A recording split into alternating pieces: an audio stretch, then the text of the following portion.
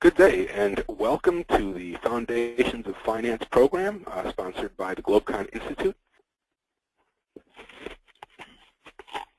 What is a financial product? As a matter of fact, this was brought up by a student, and it really was a learning process for the instructors. Having been in the financial industry for over 20 years, I don't really think about what is or is not a financial product, having had exposure to most of the products that exist out there at this point. But it was a great exercise to try and define it, because not all products are so easily defined.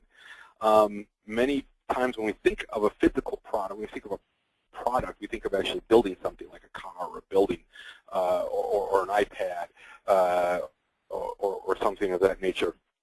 Raising sheep, if you want to be a farmer produce. Okay, so what about in business? Since business doesn't really build things, we don't have manufacturing floors in finance, what exactly are we building? Well, the easiest things are those things that you can exchange for money. Okay, so again, something that you produce, you go out and buy it, and you give a person a card, you give them a car, or you give them a piece of furniture. Here we have a financial product, an insurance policy, mutual fund, okay, letters of credit. These are kind of have a physical sense to them. A loan, yeah, a loan is a physical product. As a matter of fact, it's a very important physical product, very important product, kind of physical, but again, you're not really, you have a loan contract, and so you can exchange loan contract. Again, it's something physical for you. Other products are not as clearly defined because you don't really have that tactile, physical sense of ownership with it. Money transfers, deposits. Deposits, you can see them, but you don't think of them as a product. You think of it as ownership, but it is actually a product in the service of processing that deposit, making sure that money is there, making sure you're earning interest on your deposit. That actually makes it a product, a service that's offered. Services, in fact, that's maybe a good way to put it. Services are the products of banks. Okay, so what they're offering are services, notary public services. Sometimes transaction statements, various types of statements can be created specifically for customers. Again, this would be a service.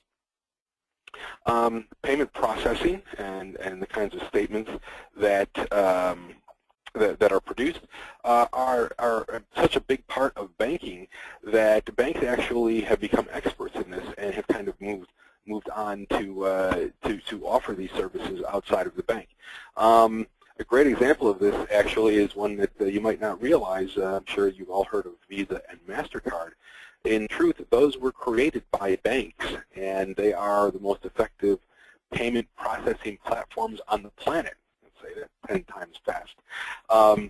They are able to process enormous amounts of bills and enormous numbers of transactions, but those were software companies essentially and payment processing platforms created by the banking industry. So the expertise of the banking industry went in to create those businesses.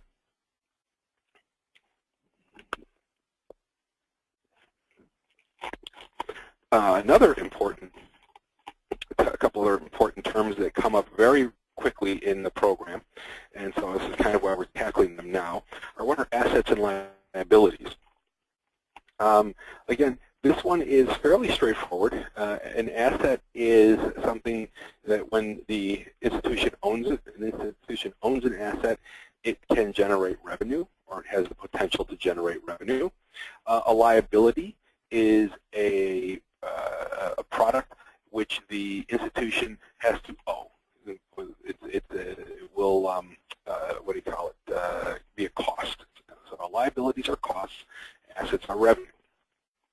Not 100% that way, but so to make it simple, loans, bonds, guarantees. If a bank issues a guarantee, they are paid for it. Letters of credit, lending within the money markets are similar to loans.